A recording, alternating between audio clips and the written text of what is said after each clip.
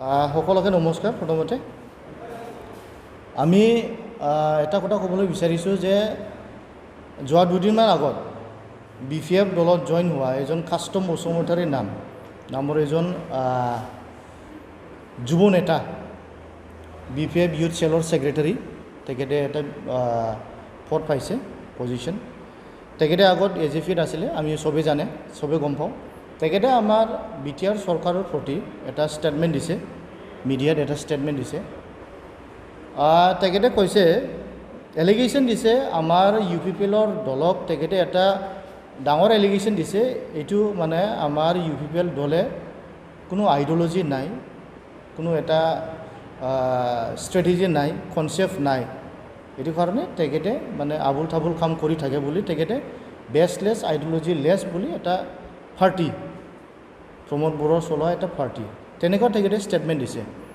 তাৰ প্ৰতি মই এটা ক্লিয়াৰিফিকেশ্যন দিব খুজিছোঁ আজি। তেখেতে আৰু এটা এলিগেশ্যন দিছে, এইটো মই আগতে কওঁ, এটা এলিগেশ্যন দিছে যে এডুকেশ্যন ডিপাৰ্টমেণ্টৰ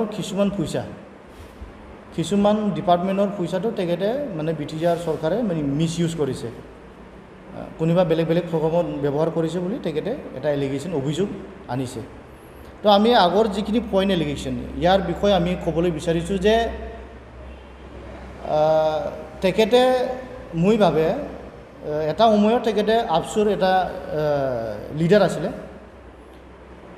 এটা আপচুৰ নিচিনা এটা শুদ্ধ এটা আইডিঅ'লজি থকা উপেন্দ্ৰনাথ ব্ৰহ্ম, তেখেতৰ যি কনচেপ্ট আইডিঅ'লজি জাতিৰ কাৰণে, এটা আইডিঅ'লজি, ডিচিপ্লিন, মেনাৰ, সেই তেনেকুৱা আইডিঅ'লজি থকা এটা জাতীয় মানে ষ্টুডেণ্ট সংগঠন বা ষ্টুডেণ্ট ইউনিয়ন, তেনেকুৱা দলত কাম কৰি অহা এজন লিডাৰ, তেখেতে আইডিঅ'লজি লেছ কেনেকৈ হ'ব পাৰে, মোৰ এইটো অলপ মানে আচৰিত লাগিছে কথাটো, মোৰ এইটো আচৰিত লাগিছে।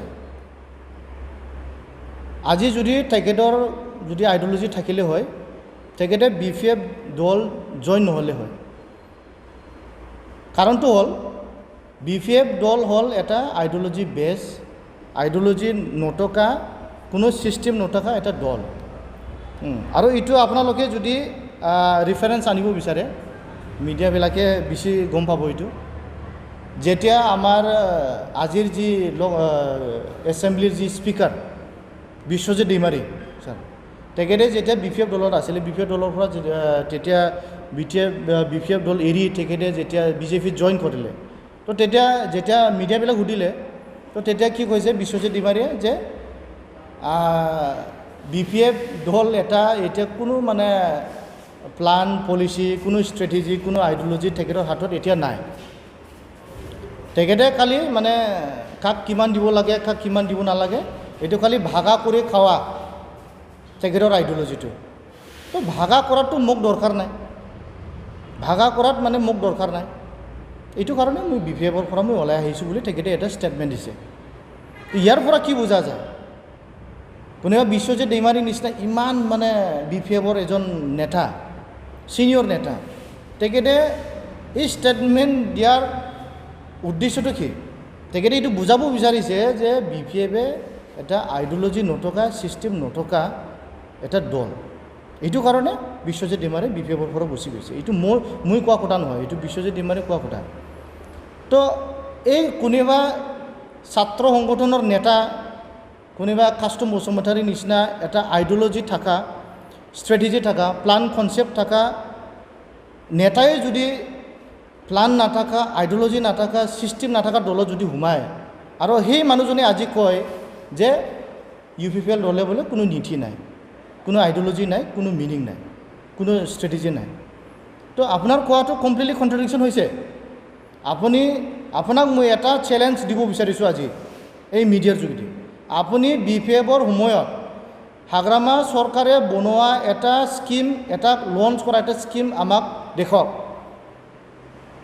আপুনি দেখুৱাওক এটা ফেচলি স্কিম, যোনে নিজে চৰকাৰে বনাইছে, BPF চৰকাৰে বনোৱা এটা স্কিম, এটা লঞ্চ কৰা স্কিম, আপুনি মোক দেখুৱাওক যে এই স্কিমটো নতুনকৈ BPF চৰকাৰে বনাইছে বুলি।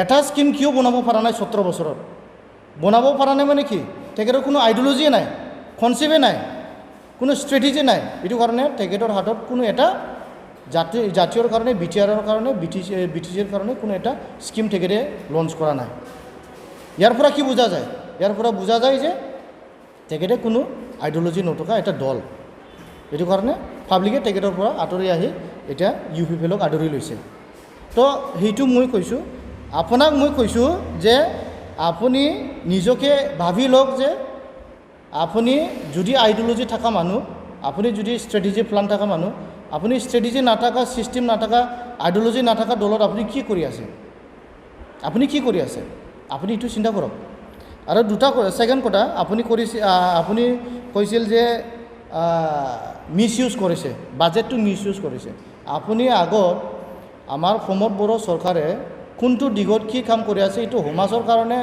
আমাৰ যুৱৰ কাৰণে এইটো লাভজনক হৈছে না হোৱা নাই এইটো আপুনি আগত ইয়াৰ বিষয়লৈ আপুনি অলপ নলেজটো লওক আৰু ইয়াৰ বিষয়লৈ আপুনি যদি নিজকে যদি এটা চিনচিয়াৰ লিডাৰ বুলি ভাবে নেতা বুলি ভাবে আপুনি এইটো অলপ আগত এনালাইজ কৰক যে প্ৰমোদ বড়ো চৰকাৰে সেইখিনি টকা খৰচা কৰি কিবা একটা কাম কৰি হ্যাঁ এডুকেশ্যন নলেজ ফেষ্টিভেল কৰি কিবা একটা প্ৰগ্ৰাম কৰি দুৰান কাপ কৰি হ্যাঁ ইয়াৰ পৰা আমাৰ যুৱৰ প্ৰতি আমাৰ বিটিআৰৰ প্ৰতি সমাজৰ প্ৰতি আমি কি লাভ আমি সক্ষম কৰিবলৈ আমি সক্ষম কৰিব পাৰিছোঁ এইটো আপুনি আগত এনালাইজ কৰক তাৰপিছত আপুনি কওক যে বিটিআৰ চৰকাৰে টকাবোৰ মিছ ইউজ কৰিছে লাষ্টত আমি এটাই কথা আপোনাক সুধিম আপুনি সুধক হাগ্ৰামা ডাঙৰীয়া হাগ্ৰামা মাননীয় আমাৰ আগৰ যি চিফ আছিলে হাগ্ৰামা তেখেতক আপুনি সুধক যে কৰোৰ টাকা 300 crore লাইবিলিটিজ ধাৰ বুলি আমি কওঁ এইটো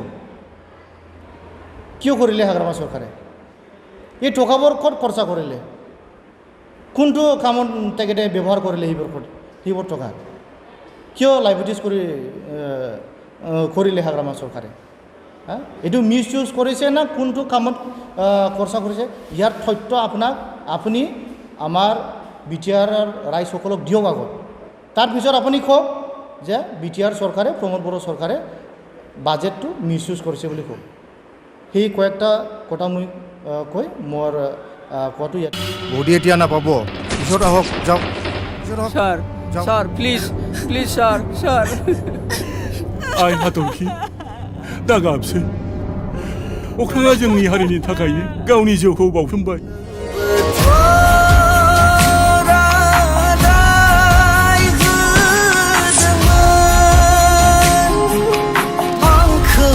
फैजासिम अराय समसिम नेनानै थागोन मोसासो आं मोसा